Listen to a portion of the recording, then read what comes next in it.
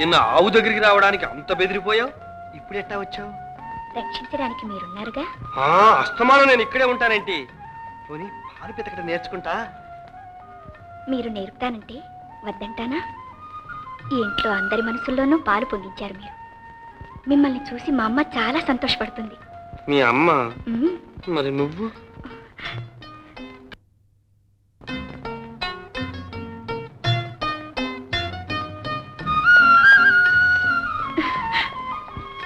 Radha,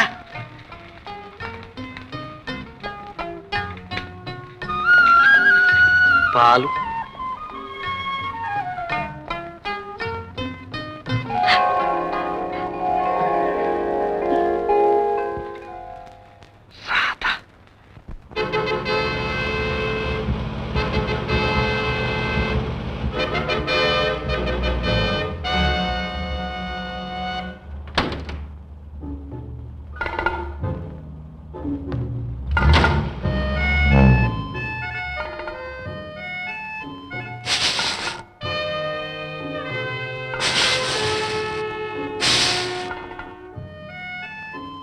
good morning boss. Good morning. ఏమో నీ నకిలీ విస్కీని గురించి మార్కెట్లో ఏమనుకుంటున్నారు? అసలు విస్కీ లాగానే ఉందంటున్నారు బాస్. ఆహా, తేడా కనిపెట్టడం వాళ్ళ తరమా? అదే రుచి, అదే సీసా, అదే లేబుల్, పైగా అదే కార్కు. మీరా దొంగ కార్కు మిషన్ తెప్పించడం చాలా మంచి పని అయింది బాస్.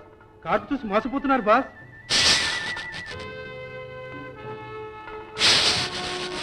బాగానే ఉంది. అంటే ఒక్కో సీసాకి ఎంత ఖర్చు అయింది? ఖర్చే ఉంది బాస్, అంతా కలిసి 5 రూపాయలు. కానీ దీన్ని బజార్లో చూపించి 50 రూపాయలంటే ఎగరేసిపోతారు. ఆహా, సీసాకు 45 రూపాయలు లాభం అన్నమాట. ఇంకే 1,00,000 సీసాలు తయారు చేయొచ్చు. Yes boss. సరుకంతా తయారైన తర్వాత అన్ని జిల్లాలకు ఒకేసారి పంపించాలి. అల్లరయ్యేలోగా మొత్తం అంతా అమ్ముడైపోవాలి. దీనిలో 4-5 లక్షల ఖర్చుల కింద, లంచాల కింద పోయినా పర్వాలేదు, మనకు 40 లక్షల దాకా మిగులుతుంది. చూడు, ఈ వ్యవహారంలో ఎవళ్ళ మీద అనుమానం కలిగినా సరే ముఖమాటం లేకుండా సఫా చేసే. తర్వాత సంగతి నేను చూస్తాను. Yes boss.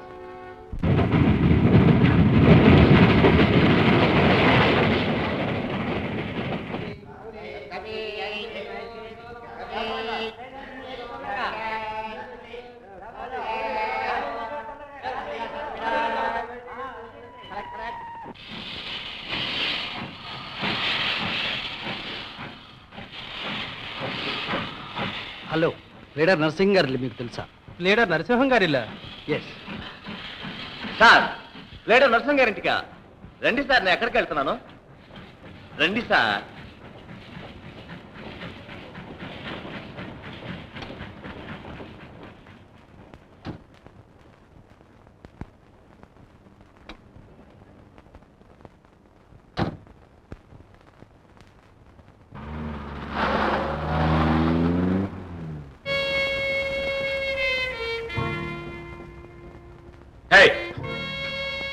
ఏం చేస్తున్నావు ఇక్కడ? అదే గడియారం మట్టయిందని తుడుతున్నాను బాబయ్య. నేను లేకుండా ఈ గదిలోకి ఎవరు రావడానికి వీలేదని చెప్పానా? చిత్తం బాబయ్య. వెళ్ళి ఇక్కడి నుంచి. రండి సార్, లీడర్ గారు ఇల్లే. రండి, కూర్చోండి సార్, కూర్చోండి. నేను వెళ్ళి లీడర్ గారిని పిలుచుకొస్తాను.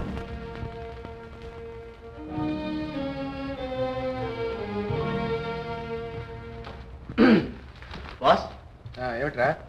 ఆ రోజు మన అమ్మాయి గారిని అవమానం చేసి పారిపోయాడు చూడండి, గోవులు గోపన్న. వాడు దొరికాడండి. దొరికాడా? ఎక్కడున్నాడు? ఆ రోజు మాకు దొరకకుండా పారిపోయి పిలక్ కత్తిరించి వాటం మార్చి సూటు బూటు వేసి పెద్ద దొరగారి అమ్మ మొగుడలే తయారై ఇయ్యాల రైలు దిగాడండి. ఎంత మారిస్తే మాత్రం నన్ను పడగొట్టగలడా? పెద్ద స్టైల్ గా లీడర్ నరసింహం గారి ఇల్లు ఎక్కడా అని అడిగాడు. ఇక్కడే ఆయన చల్లగా మస్కా కొట్టి తీసుకొచ్చాను. మంచి పని చేశారా రే. వాడి ముఖం వాడు మర్చిపోయేలాగా తుక్కు కింద చిత్తగొట్టి నడి రోడ్డు మీద పారేయండి. తర్వాత సంగతి నేను చూసుకుంటాను. అలాగే బాస్.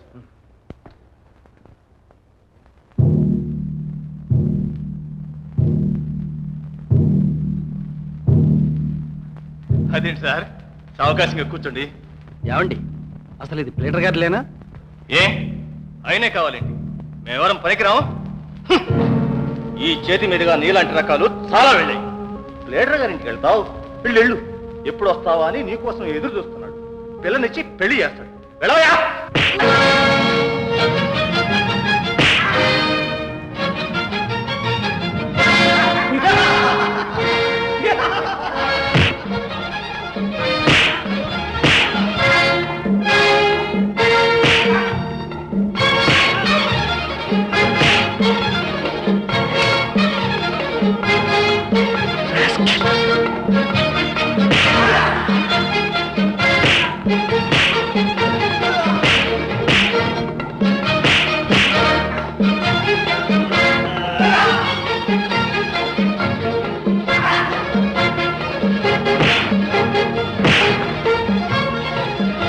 పల్లెటూరి బయట నువ్వు ఆ ప్రేడర్ నరసింహ గారింటికి వెళ్ళినా వాడి తల్లో జేజమ్మ దగ్గరికి వెళ్ళినా ఈ చైర్మన్ నాగరాజుని ఏమీ చేయలేవు తెలుసా.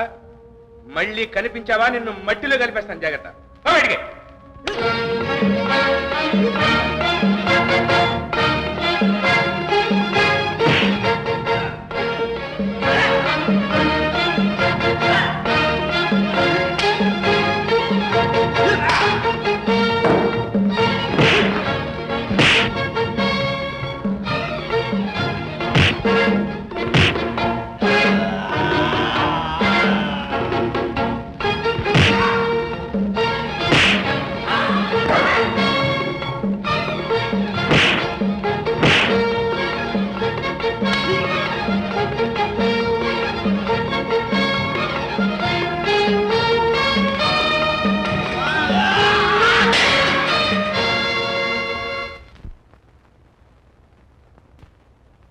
నమస్కారం అండి. నమస్కారం, కూర్చో. ఏమండి, ఈ ఊళ్ళో మీకు చైర్మన్కి ఏమైనా పోట్లాట్లు ఉన్నాయా? ఏం బాబు, ఎందుకు? ఏమో మరి, మీ పేరు చెప్పగానే నన్ను ఇంటికి లాక్కెళ్ళి రౌడీ చేత కొట్టించాడు. మా కాబోయే అల్లుడికి ఇంత అవమానమా? ఏమండి అలా తెల్లపని నుంచి ఉంటారండి. ముందెళ్ళా నాగరాజు మోహన్ ఒక కేసు బారాయించండి. ఉండవే, ఆలోచించనే. ముందు మనం పక్షం చెప్పే సాక్షులు కావాలి. ఏడిచినట్టుంది. సాక్ష్యం చెప్పే వాళ్ళందరినీ పిలిచి కూర్చోబెట్టి మీటింగ్ పెట్టి వాళ్ళ ఎదురుగుండా తనతాటండి తన్నేవాడు ఎవడైనా. అయినా ఈ మాత్రం కేసు కూడా గెలిపించకపోతే మీకు ఆ నల్లకోట ఎందుకు, కోర్టుల చుట్టూ తిరగడం ఎందుకు? బాబు, నువ్వు ప్లేడర్వేగా, అయితే నువ్వే ముందు కేసు పడే. కావాలంటే నేను వచ్చి సాక్ష్యం చెప్తాను. ఇతనెవరు? అచ్చం అలాగే ఉన్నాడే. ఒకవేళ నన్నే ఈయననుకుని అల్లుడని పిలుస్తున్నారేమో. లక్ష్మి, నువ్వు ఊరుకో. ఆ నాగరాజుకు తగిన గుణపాఠం చెప్పే పుచ్చి నాది, సరేనా బాబు? అయ్యో, దెబ్బలు బాగా తగినట్టున్నాయే. తగిలినట్టే అనుమానంగా ఉందండి. ఉండు నాయనా, ముందు వేడి నీళ్ళు కాపురం పెడతాం. రాదా త్వరగా. అదే వద్దండి. ఇక లాభం లేదు. ఆవిడ మాట అంటే సుప్రీంకోర్టు జడ్జిమెంట్ లాంటి. పద. జాగ్రత్త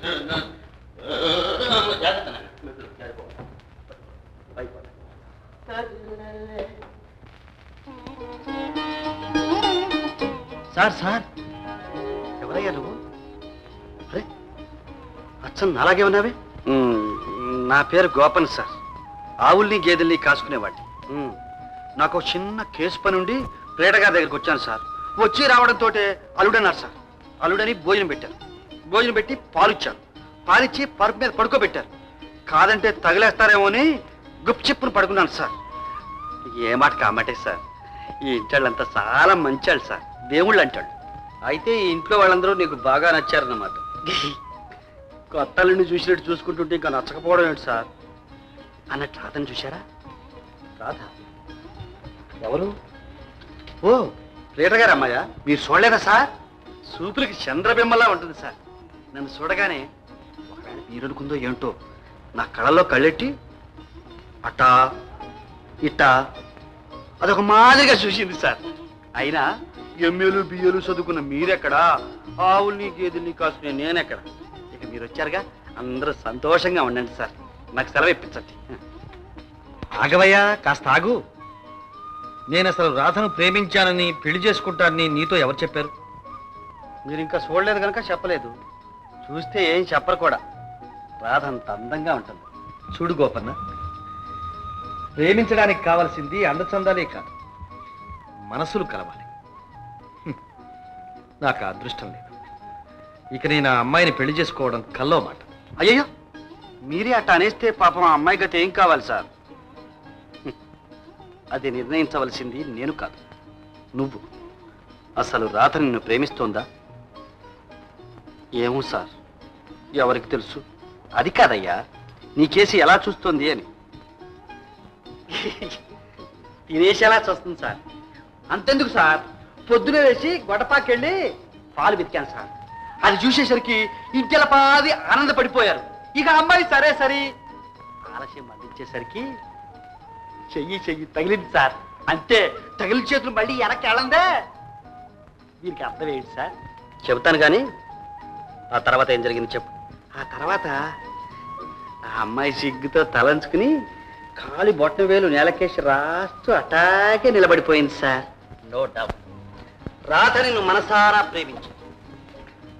నేను చెప్పాను చూడు, నిన్నే పెళ్ళాడతానంటుంది. మరి నేనేం చదువుకోలేదు కదండి. చదువుకోలేదు కనుకనే మనసు విప్పి మాట్లాడగలుగుతున్నావు. చూడు గోపన్న, మన చదువులతో ఉన్న మనస్సు పెరుగుతుందే గాని లేని మనస్సు రాదు. నిండైన మనసు ఉన్నవాడు నీకేం లోటయ్యా? అది కాదు సార్, ఏది కాదు. నేను చెప్పినట్టు చెయ్యి, అంతా సరిపోతుంది. ఇదిగో, మనం ఇలా వేరువేరుగా కనిపించావంటే చాలా ప్రమాదం. అందుకని నువ్వు నా డ్రెస్ వేసుకుని మంచం మీద పడుకో, నేను నీ డ్రెస్ వేసుకుని మంచం కింద పడుకుంటాను. మరి ఎవరిని వచ్చి అడిగితే ఏం మాట్లాడండి సార్? నీ ఇష్టం వచ్చినట్టు మాట్లాడు. మరీ భయం వేస్తే బోర్లా పడుకుని తల ఊపే, నేను సర్దుకుంటాను. Right? Aval right. Sir sir వచ్చేస్తున్నా. ఏం బాబు, ఎలా ఉంది బాధ? ఓ, ఎక్కువగానే ఉందండి. చాలండి, మీరు మరీ చాదస్తాం. అంత పెద్ద దెబ్బ తగిలితే బాధగా ఉండదు. ఏదో గుండె ధైర్యం గలవాడు గనక ఓర్చుకుంటున్నాడు గాని ఉండనైనా అమ్మా, కాస్త ఓర్చుకునైనా. అమ్మమ్మ, అయ్యో, ఏమిటండి అది? అమ్మ కొంచెం కాపడం పెడుతుంది, ఉండండి. కాపడమా? నాకెందుకు? నాకేమన్నా? నీకు తెలియదు నాయనా, ఇలాంటి దెబ్బలు అసలు చేయకూడదు. వెంటనే చుర్రుమని కాపడం పెడితే నొప్పంతా తుర్రుమని పారిపోతుంది. పాపం బాబు, కొంచెం సరిగ్గా అలాగే ఉండు. అయ్యో! అయ్యో, తగ్గిపోతుంది ఆయన. అమ్మోయ్, నాకొద్దు బాబోయ్. అబ్బబ్బా, ఏమిటండి అంత అల్లరి చేస్తారు? కాపడం పెట్టకపోతే నొప్పి ఎక్కువ అవుతుంది. అమ్మా, వేడి బాగా తగలని అమ్మా. అలా కదమ్మా, నువ్వు ఇలా రా, కాళ్ళు గట్టిగా నొక్కి పెట్టి పెట్టుకో, నేను తల పట్టుకుంటాను. ఇప్పుడు కానివే. ఏదైనా నొప్పి ఎక్కువగా ఉందా? నొప్పి కాదండి, మంట మంట. అమ్మా, నొప్పులు తగ్గిపోయాయి. కాపడం మానేయి తల్లి. అబ్బా, ఏదో మొఖాటం కట్టుకోండి, బాగా కాయ రక్తం గడ్డ కట్టుకుందంటే తర్వాత మళ్ళీ ఆపరేషన్ చేయవలసి ఉంది. అమ్మమ్మ, రామ రామ. పళ్ళు తిన్నవాడు పారిపోతే తొక్క తిన్నవాడిని తోలులు చేశారట. అట్టా ఉంది. నువ్వు ఆ మాట అంటే నాకు మంచి కేసు జ్ఞాపకం వచ్చింది అల్లుడు. భరవాపట్నంలో ఒక ఆసామి తన భార్యని మోసం చేసి ఉన్న ఆస్తి అంతా పట్టుకెళ్ళి ఉంపుడుగతి పేరు రాసేశాడు. ఆ ఇల్లాలు నా దగ్గరకు వచ్చి ఆ ఉంపుడుగతి మీద కేసు వేయమని చెప్పింది. మనం ఎలా చేద్దామని చెప్పు ఈ విషయంలో. ఏముంది, నమ్మించి మోసం చేశాడని ఐపీసీ 420 సెక్షన్ కింద ముందు అతని మీద కేసు వేయాలి. వండర్ఫుల్.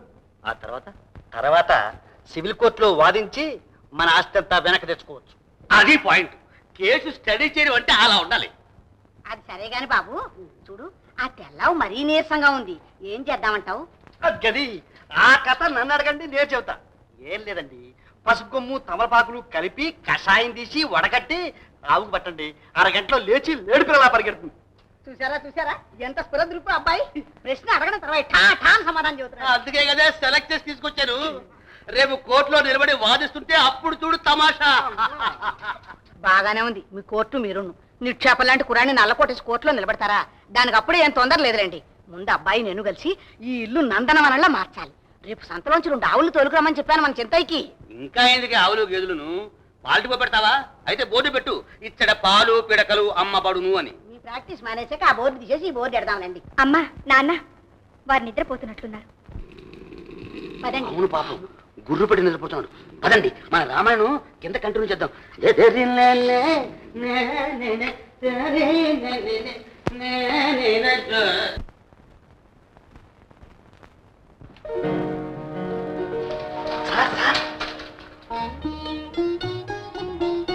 అమ్మయ్యా, ఇవాళకి గణం గడిచింది సార్. గోపన్న, ఈ ఇంట్లో వాళ్ళందరికీ నువ్వంటే చాలా ఇష్టం అనుకుంటాను. అట్లాగే కనిపిస్తాను సార్. అందుచేత ఈ ఇంటలుడు కూడా నువ్వు కావడమే న్యాయం. నేనా? బాలేబోరు సార్. ఏమయ్యా? ఏదో ఒక్కరోజు కనుక అట్లా నెట్టుకుపోయాను కానీ ఈ చదువుకున్నతో నేను ఎక్కడ నెగ్గలను సార్. ఆ ప్లాన్ అంతా నేను చెప్తాగా. చూడు, నువ్వు ప్రొద్దునే లేచి ఆవులు గేదెలు పాలు పెతకడం చూసుకో. వాళ్ళు కాఫీ తీసుకొచ్చేస్తారు. నేను తాగను సార్. అదే నేను తాగను సార్ అనక నైస్ గా తీసుకొచ్చి నాకు ఇచ్చేయి. నాకు అలవాటు, లేకపోతే మన కథే నడవదు. నువ్వు 2 గంట పడకుండా బయటికి చెక్కే. నేను 10 గంటలకు భోజనం చేసి కోర్టుకు వెళ్ళి కేసులు పార్టీలు చూసుకుంటాను. ఈలోగా అవసరమైతే నువ్వు మంచం కింద దాక్కు. నేను సాయంకాలం తిరిగి రాగానే నువ్వు దొడ్లోకి వెళ్ళి ఆవులకి గేదెలకి నీళ్లు వేసుకుంటావో తలంటుకుంటావో నీ ఇష్టం. అలా చేస్తే నెగ్గుకు రాగలమా సార్? ఓ, జెండాపై కపిరాజులా నెగ్గగలం. అదంతా నాది పూచి. అయితే సరే సార్, మీరు మంచం మీద పడుకోండి, నేను కింద దొరతాను. ఏమిటి నేలమే పడుకుంటావా? అవును సార్, నేల మీద పడుకుంటే ఒంటికి ఆరోగ్యం సార్. చూడండి సార్. సార్ మీరు నిజంగా దేవుళ్ళు అంటారు సార్. బాలేవాడివయ్యా, పడుకో.